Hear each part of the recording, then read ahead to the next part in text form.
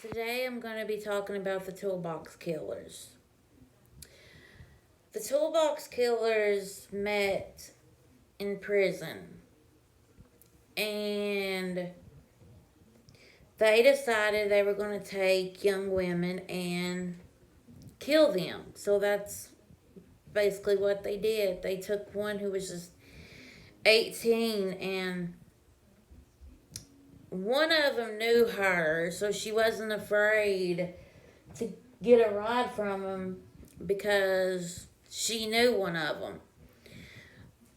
But they videotaped the things he did to her, and it was really sad. The reason they're called the Toolbox Killers because they would often use tools, well, all the time for their crime. They would use tools. They took two young girls that were just 12 and 14. And I think, and I could be wrong, but I think they videotaped them too. Well, it was a recorder.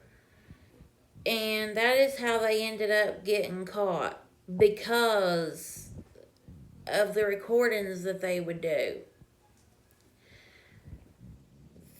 They would often, record probably because they wanted trophies. That's normally what serial killers do. They like to have trophies of their victims. But when they were caught, they played the recording of the 18-year-old, and a lot of people started crying in that courtroom. So they were sentenced to death.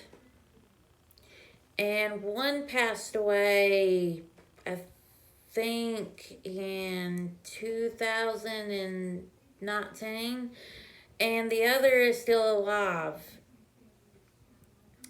So that is the story. And I want to say rest in peace to all the victims because it's very sad.